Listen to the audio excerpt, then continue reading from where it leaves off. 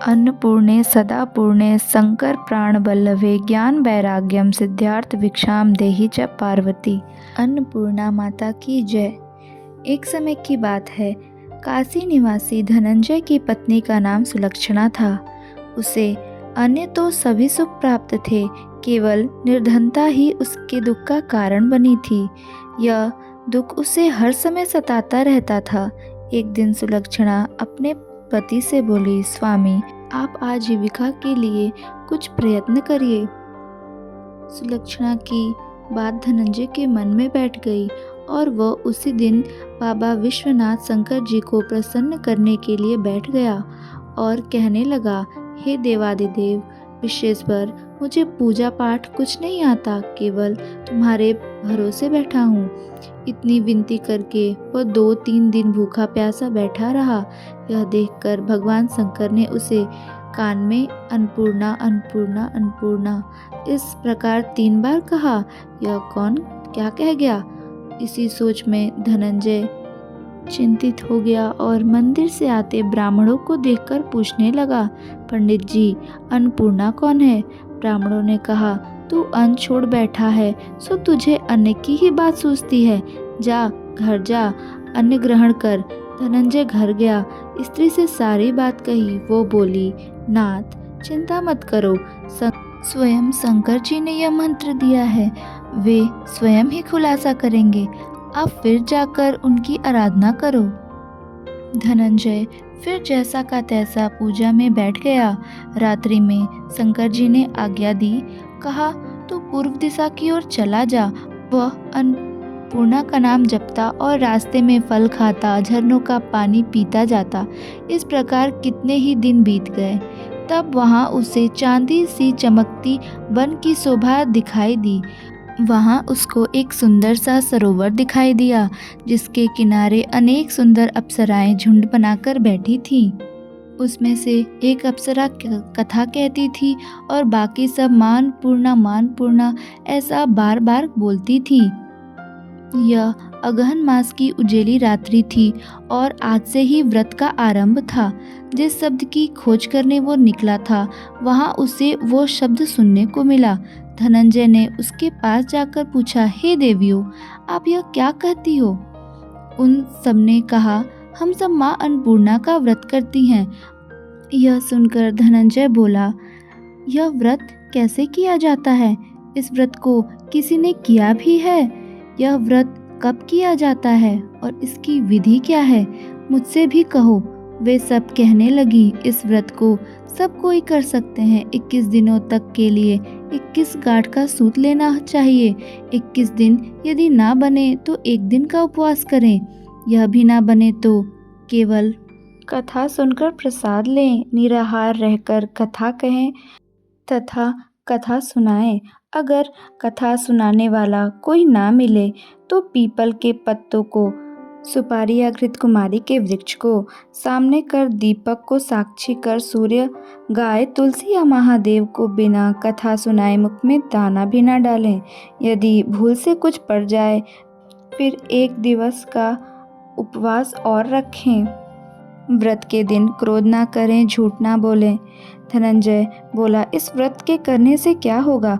वे कहने लगी, इसके करने से अंधों को नेत्र मिलता है, लूलों को हाथ मिलता है, निर्धन के घर धन, बांझिन को संतान, मूर्ख को विद्या, और जो जिस कामना से व्रत करता है माँ उसकी इच्छा पूरी करती है। वह कहने लगा, बहनों, मेरे भी धन की कमी है, विद्या नहीं है, कुछ भी तो नहीं है। मैं तो दुखी ब्राह्मण हूँ, मुझे इस व्रत का सूत दोगी? हाँ भाई, तेरा कल्याण हो। ऐसा कहकर उन अप्सराओं ने धनंजय को वो 21 गांठों वाला सूत्र दे दिया। धनंजय ने भी व्रत किया। व्रत पूर्ण हुआ तभी सरोवर में से 21 खंड की स्वर्ण सीढ़ी हीरा मोती जड़ित प्रकट हुई।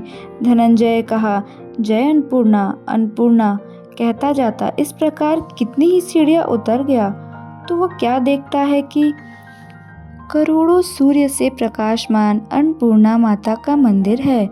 उसके सामने सुवर्ण सिंहासन पर माता अन्नपूर्णा विराजमान है। सामने भिक्षा हेतु शंकर भगवान खड़े हैं। देवांगनाएं चवर डुलाती हैं, कितनी ही हथियार बंधे पहरा देती हैं। धनंजय दौड़कर जगदम्बा के चरणों में गिर गया। देवी उसके मन का कलेश जान गई। धनंजय कहने लगा, माता आप तो अंतर्यामिनी हो, आपको अपनी दशा क्या बताऊं। माता बोली, मेरा व्रत किया है, जा संसार तेरा सत्कार करे। माता ने धनंजय की जीवा पर बीज मंत्र लिख दिया। अब तो उसके रोम रोम में विद्या प्रकट हो गई। इतने में क्या देखता है कि वो काशी विश्वनाथ के मंदिर में खड़ा है। माता का वरदान ले धनंजय वापस घर आया और सुलक्षणा से सारी बात कही। माता जी की कृपा से उसके घर में भी संपत्ति उमड़ने लगी। छोटा सा घर बहुत बड़ा गिना जाने लगा। जैसे शहद के छत्ते पर मधुमक्खियाँ जमा होती हैं, उसी प्रकार उसके सगे संबंधी आकर उसकी बड़ाई करने लगे। कहने लगे, इतना धन और इतना बड़ा घर, सुंदर संतान नहीं तो क्या, इस कमाई का कौन भोग करेगा। सुलक्षणा से संतान नहीं है, इसलिए तुम दूसरा विवाह करो। अनचित होते हुए भी धनंजय को दूसरा विवाह करना पड़ा और सती सुलक्षणा को सौत का दुख उठाना पड़ा। इस प्रकार दिन बीतते गए। फिर अगहन मास आया। नए बंधन से बंधे पति से सुलक्षणा ने कहलवाया कि हम व्रत के प्रभाव से सुखी हुए हैं, इस कारण यह व्रत छोड़ना नहीं चाहिए। माता जी की कृपा के वजह से ही आज हम इतने संपन्न और सुखी हुए हैं। सुलक्षणा की बात सुन धनंजय उसके यहाँ आया और व्रत में बैठ गया। नई बहू को इसकी कोई खबर नहीं थी। वह धनंजय की आने की राह देखने लगी। ऐसा करते करते बहुत दिन बीत गए। दिन बीतते गए और व्रत पूर्ण होने में 3 दिवस बाकी थे कि इतने में नई बहू को खबर पड़ गई। उसके मन में ईर्ष्या की ज्वाला दहक रही थी। सुलक्षणा के घर आकर उसने वहाँ भगदड़ मचा दी। वह धनंजय को अपने साथ ले गई। घर वापस आते ही धनंजय थोड़ी देर के लिए निद्रा में चला गया। इतने समय में नई बहू ने उसके व्रत का सूत तोड़कर आग में फेंक दिया। अब तो माता जी का कोप जाग गया। घर में अकस्मात आग लग गई। सब कुछ जलकर खाक हो गया। सुलक्षणा जान गई और फिर अपने पति को घर ले आई। नई बहू रूठकर अपने पिता के यहाँ जा बैठी। पति को परमेश्वर मानने वाली सुलक्षणा बोली, नाथ घबराना नहीं, माता जी की कृपा अलौकिक है। पुत्र कुपुत्र हो जाता है पर माता कुमाता नहीं होती। अब आप श्रद्धा और भक्ति से आराधना शुरू करो, वे जरूर हमारा कल्याण करेंगी। धनंजय फिर माता के पीछे पड़ गया। फिर वो सरोवर सीढ़ी प्रकट हुई, उसमें माँ अन्नपूर्णा कहकर वह उतर गया। वहां जा माता जी के चरणों में रुदन करने लगा। माता प्रसन्न होकर बोली, मेरी स्वर्ण की मूर्ति ले, इसकी पूजा करना तो फिर से सुखी हो जाएगा। जा, तुझे मेरा आशीर्वाद है।